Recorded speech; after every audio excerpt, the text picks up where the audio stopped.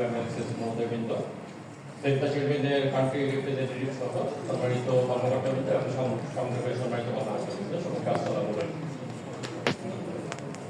আমরা ইতিমধ্যে দেখেছি, আমরা প্রেজেন্টেশনগুলো দেখেছি এবং যে জিনিসটা উঠে আসছে যে এফটিএম নিয়ে মূলত সংযোগের কাজ ছিল।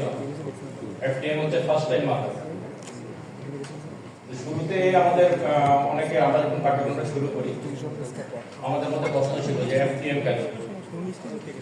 প্রথমত নোয়াখালী জেলা 3টা উপজেলায় কাজ করা হয়েছে, পরবর্তীতে আরো উপজেলায়। উপজেলাগুলো সম্পূর্ণ নেওয়া হয়নি বা শুধুমাত্র একটা ক্যাটাগরি এফটিএম মাথা, এটা নিয়ে প্রশ্ন ছিল। পরবর্তীতে অবশ্য কাজের ধারায় আমরা ক্লিয়ার হয়ে গেছি যে এফটিএম নিয়ে কাজ করলেও ওভারঅল আমার সকল মা উপকৃত হয়েছে। যেহেতু আমি সরাসরি জানুয়ারি 2023 থেকে এর আগে মামনি কাজ করতো নোয়াখালী জেলায়, মামনির কাজটা শেষ হয় 31শে জানুয়ারি 2023-এ এবং ঠিক তার আগে থেকেই সংযোগ কাজ শুরু করে। সেখানে মামনির সাথে কোলাবোরেশনের মাধ্যমে কাজ হচ্ছিল, যে কারণে একই ধারাবাহিকতা মামনির কাজে যে ধারাবাহিকতা সেই একই ধারাবাহিকতা সংযোগের কাজের মধ্যে বজায় ছিল এবং ওই বিষয়গুলো নিয়ে মূলত তারা কাজ করেছে। এখানে কিছু আলাদা কিছু বিষয় আনা হয়েছে, যেমন এফটিএম এর বিষয় আনা হয়েছে, মামনি সকল মাকে নিয়ে কাজ করছে। যাই হোক, আমি একটু আমার অভিজ্ঞতার আলোকে যেটা দেখেছি যে এখানে প্রথমবারের মায়েদের পিএনসি প্রাতিষ্ঠানিক ডেলিভারি এবং কোয়ালিটি পিএনসি এই বিষয়টা নিশ্চিত করাই ছিল সংযোগের মূল লক্ষ্য। তার পাশাপাশি ফ্যামিলি প্ল্যানিং এর নিয়ে যদি আমি কাজ করি তাহলে যেহেতু মাতৃমৃত্যু শিশু মৃত্যু কমিয়ে আনা যায়, পিপিএফপি নিয়ে ব্যাপক কাজ সংযোগ করেছে এবং এই লক্ষ্যগুলো বাস্তবায়নের জন্য যে বিষয়গুলোতে সবচেয়ে বেশি গুরুত্ব আরোপ করেছে যেটা আমরা দেখেছি সেটা হচ্ছে যে ইউনিয়ন পরিষদ তথা স্থানীয় সরকারের সাথে সংযোগ স্থাপন, অর্থাৎ সংযোগ নামটার যে সার্থকতা সেই নামটা নিয়েই তারা মূলত বেশি কাজ করেছে। সংযোগ স্থাপন করা বিভিন্ন কর্তৃপক্ষের, স্থানীয় সরকার, স্বাস্থ্য বিভাগ, প্রশাসন, সকল কর্তৃপক্ষের সাথে সংযোগ স্থাপন করা। এর পাশাপাশি স্বাস্থ্য বিভাগের সাথে যে সমন্বয় নিয়ে আমাদের প্রশ্ন উঠে বিভিন্ন সময় যে আসলে আমরা একপাক্ষিক সমন্বয়ের কথা বলি, দ্বিপাক্ষিক সমন্বয়টা হয় না, এটা নিয়ে সংযোগ ব্যাপক কাজ করেছে উভয় বিভাগ যাতে মিলে কাজটা করতে পারে। তাদের যে লক্ষ্যটা ছিল মূলত ফার্স্ট টাইম মাদারদের quality ANC, quality PNC plus PPF ensure করা। এই লক্ষ্যগুলো বাস্তবায়নের জন্য খুব ইম্পর্টেন্ট একটা বিষয় ছিল ইনভাইটেশন কার্ড, অর্থাৎ একজন মা যখন প্রেগন্যান্ট তখন হিসেবে রেজিস্ট্রিভুক্ত হয় তারপরে তাকে একটা আমাদের এফডব্লিউ এর মাধ্যমে, এফডব্লিউ দের মাধ্যমে তাকে ইনভাইটেশন কার্ডটা পৌঁছে দেওয়া এবং সেই ইনভাইটেশন কার্ডেই বলা থাকে যে তাকে 4টা এএনসির জন্য আসতে হবে, তাকে প্রাতিষ্ঠানিক ডেলিভারির জন্য আসতে হবে। এটা খুব গুরুত্বপূর্ণ একটা বিষয় ছিল। আরেকটা বিষয়ে আমার মনে যে সকল মা উপকৃত হয়েছে যেটা আমি বলেছি সেটা হয়েছে ফ্যাসিলিটি রেডিনেসের মাধ্যমে।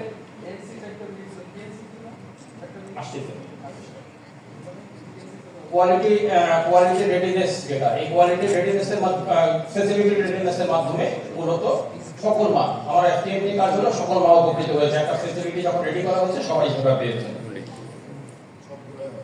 আরেকটা কাজ করেছেন আমরা যেটা মাঠ পর্যায়ে মোটিভেশন, যেটা আমার এফডব্লিউ বলে গেছেন যে আমার ইউনিয়ন ফ্যাসিলিটেটর নিয়োগ করা ছিল, যিনি মাঠ পর্যায়ে আমাদের এফডব্লিউ দের সাথে গিয়ে এফডব্লিউ দের সাথে ফ্যাসিলিটিতে সরাসরি কাজ করেছেন এবং মায়েদেরকে মোটিভেশন করেছেন এএনসি সেবা নেওয়ার জন্য এবং প্রাতিষ্ঠানিক ডেলিভারি সেবা নেওয়ার জন্য। কোয়ালিটি পিএনসি 7টা কম্পোনেন্ট, এটা নিয়ে আমরা খুব একটা গুরুত্ব, আমাদের বেশিরভাগ যে কোয়ালিটি পিএনসিটা আমরা করতাম আমরা 2-3টা কম্পোনেন্টের উপরে জোর দিতাম, কিন্তু কোয়ালিটি পিএনসি কার্ডের করা থেকে শুরু করে হিমোগ্লোবিন মাপা থেকে শুরু করে যে 7টা কম্পোনেন্ট, এই 7টা কম্পোনেন্ট নিয়েই ওনারা আমাদেরকে পরিপূর্ণ সাপোর্ট দিয়েছেন, যেটা আমরা কোয়ালিটি পিএনসি নিয়ে কাজ করতে পেরেছি। লজিস্টিক সাপোর্টের কথাটা ইতিমধ্যে আসছে এবং নোয়াখালী জেলায় যদিও ফার্নিচারের ক্ষেত্রে এখানে বলেছে মাদারীপুর থেকে, আমরা ফার্নিচারের দিকে খুব বেশি গুরুত্ব দেইনি। আমরা যেটা লজিস্টিক সাপোর্ট বেশি পেয়েছি সেটা হচ্ছে যে আমার ইনস্ট্রুমেন্টাল সাপোর্ট, এটা ওনারা এনশিওর করার চেষ্টা করেছেন সর্বোচ্চ। এবং সর্বশেষ যেটা গুরুত্বপূর্ণ সেটা হচ্ছে যে পিপিএফপি, আমার ডেলিভারির পরে পিপিএফপি এর হারটা খুবই কম ছিল এবং আমরা 2টা প্রেজেন্টেশনে যেটা রিয়েলিস্টিক ডাটা ওনারা তুলে এনেছেন সেই প্রেজেন্টেশনে আমরা দেখতে পেরেছি যে পিপিএফপি কিভাবে বৃদ্ধি পেয়েছে।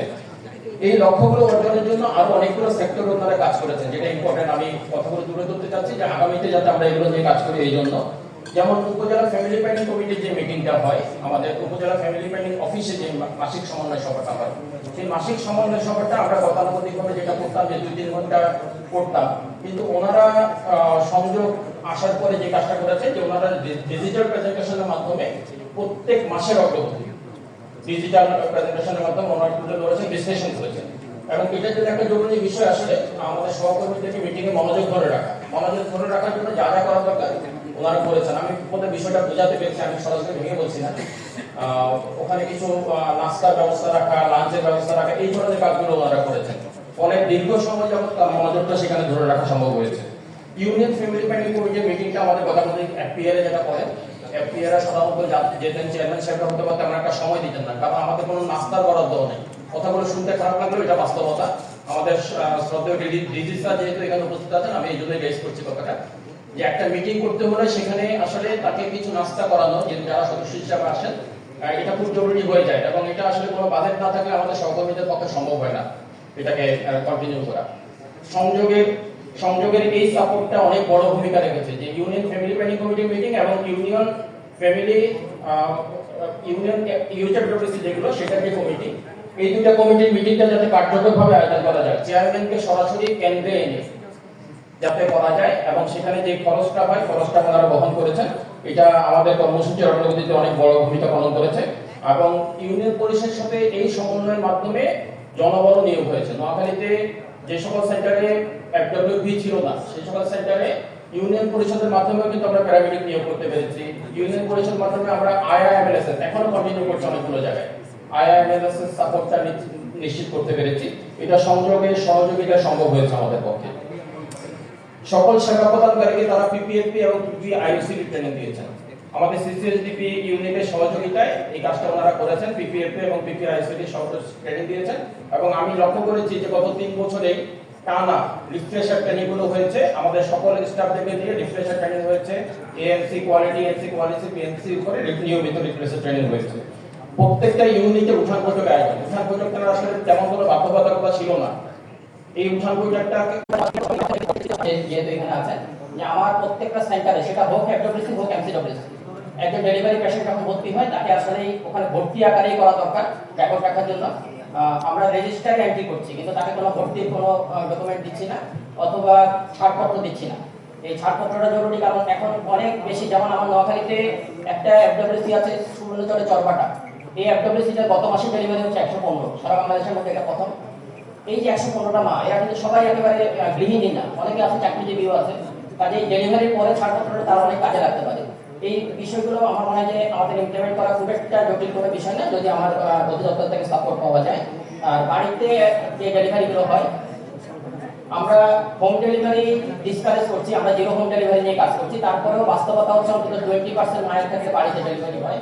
কাজে তারা যাতে পরবর্তী পিএনসিটা মিস না করে এবং পিপিএফটা মিস না করে, এটার জন্য রিস্ক ক্যালকুলেশনটা খুব গুরুত্বপূর্ণ। এটাও যাতে আমরা কন্টিনিউ করতে পারি।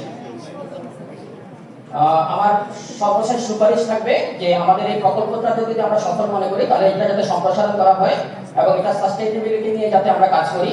এবং যে সকল গুরুত্বপূর্ণ বিষয়গুলো কন্টিনিউ করার জন্য বাজেটের সাপোর্ট দরকার, এই বাজেটটা আমি চাই যে আমার অধিদপ্তর থেকেই যদি একটা এনশিওর করা যায়।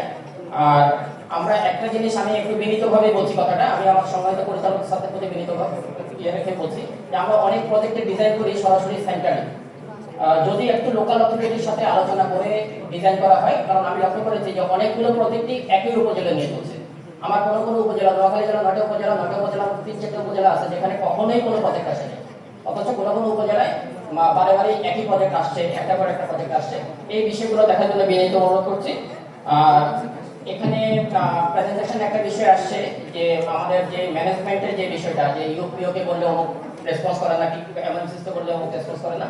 আমি জানি না, যদি সুনির্দিষ্টভাবে বলতেন ভালো হতো।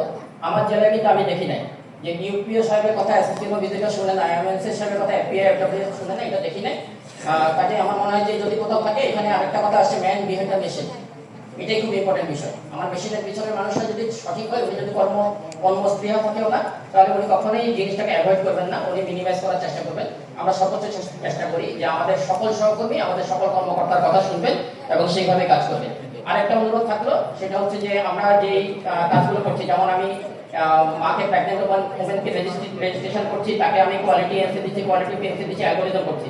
এই বিষয়গুলোকে যদি সরাসরি সফটওয়্যারে নিয়ে আসা যায়, আমরা তাৎক্ষণিক কিন্তু আমাদের রেজাল্টটা পেয়ে যেতে পারি। আমার কি পরিমাণ মাকে করতে পারছি, এটাকেও বিবেচনা করে যেতে আমি বিশেষ অনুরোধ রাখছি।